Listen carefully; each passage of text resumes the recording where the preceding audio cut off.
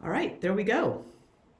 We're now broadcasting. It's 9:01, and this is a pretty exciting last of the 6 sessions to broadcast. A wonderful opportunity to talk about crisis leadership with both Urs Koenig and Shannon Polson. My name is Shannon Polson. I'm broadcasting from Winthrop, Washington, from the Drop Zone co-work space.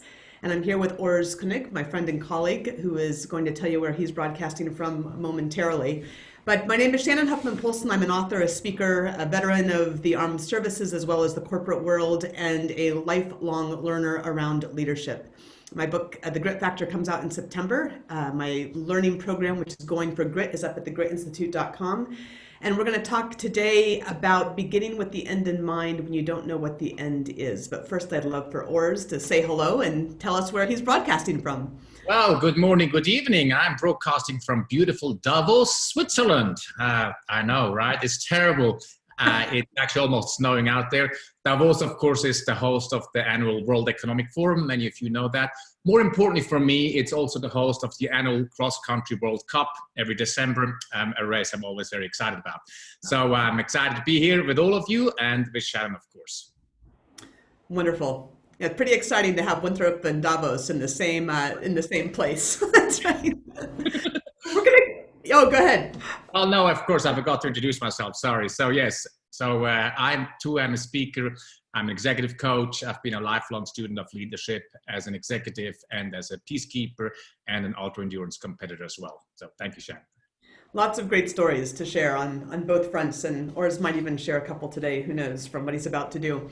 But we have had a wonderful 6-week session with you. I'm sorry that I missed last week, but Urs was, of course, up to the challenge and had a lot to share, I know, so great feedback on that as well. But a wonderful opportunity to have a discussion around crisis leadership. And I think we both come from backgrounds that are somewhat similar, but also different, both with a lot of challenges and the opportunity to have pushed through those challenges. And it's interesting as we come to this last connection point, this last in this 6-week series, we want to take just a moment and recognize that not only are we in a challenging time in the midst of a global pandemic, but in this last week, there's the additional incredible difficulties that are happening in the United States, and acknowledge the incredible loss that is being felt and the grief that is being felt and the anger that is being felt. This conversation on crisis leadership was certainly not intended to coincide with these events that we are facing right now, but they truly are unprecedented on many, many levels. And so as we begin this conversation today, while that won't be the real focus of it, we do want to honor the space that we are all in today. And that is an added challenge, much more than we thought when Urs and I were starting out in this conversation. But I do think that will help to inform our conversation today, which really is beginning with the end in mind. You all probably know this concept from Stephen Covey and his outstanding work. The challenge is, of course, in the midst of a crisis, and then in the midst of a crisis that seems to continue to evolve in ways that cannot be predicted, especially with the layering of events and challenges that we're in the midst of right now, we don't always know what that end looks like. And we can't necessarily even prescribe what that end could look like. And so as we start today's conversation, one of the things that we want to consider is, how does a leader, whether you're leading yourself, whether you're leading a team or an organization, how do you begin with the end in mind when you don't even really know what the current situation is evolving to be? And so as Shannon is talking here, I'm thinking, or coming back to a question I know we've talked about earlier, which is really, how do we make sure on a daily basis that we're not letting this crisis go to waste? So even if we don't know how it's going to end, asking ourselves, and I know I talked about this colleague and business leader of mine who's starting every day his team meeting with that question: how do we make sure we're learning something from this every single day? And so even if we don't know what the end is, what can we do today, right here, to make sure we learn? Another piece that comes up for me as I'm listening to Shannon here is thinking about this narrative. Every story has a villain, has heroes, has victims.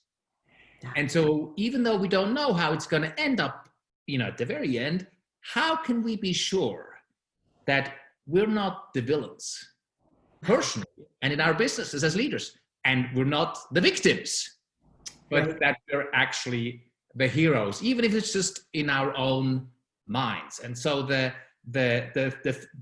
thought or the concept of that the narrative is still being written and we can shape it. We can shape it every day without knowing what the end looks like. So these two concepts come up as I'm listening to Shannon here talking about that we don't know how it's going to end. And last week I know I talked about the moving goalposts, right? And so that's this concept. No, and Urs, I love that you brought that up, because this concept of narrative and story it's very much where the grit factor starts out. It's where the going for grit training starts out as well, because even though we're beginning with the end in mind, that means this active engagement in the present that connects with the past, right? And I think when you don't know what that ending is going to look like, when you don't know what the situation is going to evolve to be, ensuring that you understand that there is agency, and we've talked about agency before with our people, but also for ourselves as leaders, that you're given a certain set of circumstances and that we have the opportunity to shape what we're given in a certain way. And that is that agency over the story. We don't have agency necessarily over the material that we're given, but we do have agency over how that narrative arc is going to be shaped, how we're going to make decisions along the way. Possibly, if we don't know what the end is per se, we may know that this is the direction that I think we should be headed now. We may need to make adjustments in that direction as we continue to navigate and as we continue to be adaptable in this changing environment. Without really knowing what the end is, ensuring that we are taking steps, using the material that we're given, and the understanding that we have agency to do that is a pretty critical way to approach a crisis.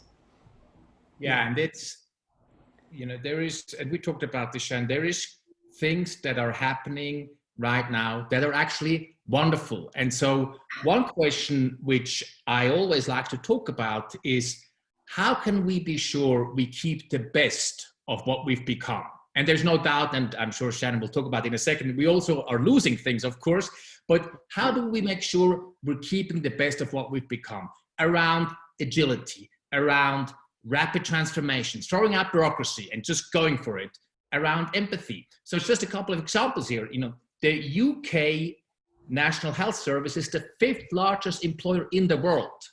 They transformed in 1 week from all in-person visits to virtual. That would have taken 10 years otherwise.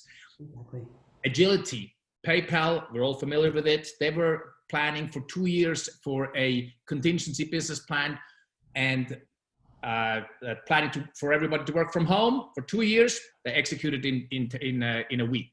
And so, and around empathy, I read a survey recently where 5,000 business leaders were interviewed, and 80% stated that both their leaders and leaders reporting to them displayed more empathy. It's the CEO of a critical business who had to go to work every day, who brought his dog, showing up as a human being and not just a role he's fulfilling as CEO, but showing up as a playful and empathetic dog owner at work, like small things like that. So how can we be sure we keep the best of that, what we've become through this crisis? That's so important. And I think that does go back to this concept of both narrative and understanding how you don't let a good crisis go to waste. And that is a sense of the narrative concept, it seems, goes very much with a mindset. And this has, I think, been popularized, of course, by Carol Dweck with this concept of a growth mindset. And the studies are pretty clear that if we go into challenge, if we understand challenge as a good thing, challenge is necessarily an opportunity for growth, an opportunity for innovation, an opportunity for creativity. And that mindset is really what gives us this incredible leverage to take difficulties and make something out of them. And so that is an absolutely, again, critical part. It's understanding that agency and that narrative. It's having that mindset that a challenge, although it may not be what we asked for, it may not even be what we want, that there is opportunity in challenge. And I think that's absolutely critical. And Urs, I love those examples. They're just fantastic. It's the other part of it that I think is important is, as we look towards this horizon that's still very hazy, that's still very uncertain, that grounding in the narrative is important. It's also a great opportunity to ground, and I think you're giving some examples of this here, but to ground in our core purpose. And we've talked about the 5 whys at an earlier conversation. We talked about drilling down from purpose down to core purpose.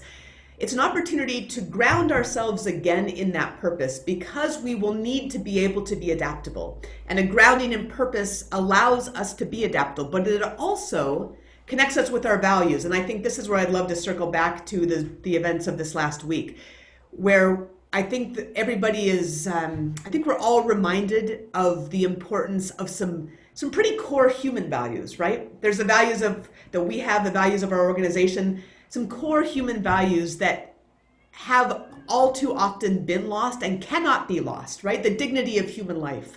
I mean, those are the types of things that, as we think about how we create a narrative out of what we're given in the midst of a crisis, they must include connection to those values. They must include connection to core purpose. And that is truly the opportunity, for sure. Mm-hmm. Yeah, but you mentioned too, the other part of that is looking at what we've lost. So you may want to speak a bit to that. Yeah, so, well, I think what I am observing and what I read about is that we're actually very efficient. Many of us are very, very efficient. Meetings start and end on time. People are getting more done. But the question I have then is, are we in the long run as effective as we can be? Because, and I know you have something to say about Microsoft CEO, actually, Shannon. Well, yeah, and so I think probably many here hopefully have read it. If you haven't, you should go back. It's a New York Times piece on what Satya Nadella is thinking about this crisis and how he's thinking about it. And one of the reminders that he brings up is to be on the lookout for what is lost, because there's a tendency to say, wow, there are some of us that are being more productive, that are getting more done. That's not necessarily a good thing always.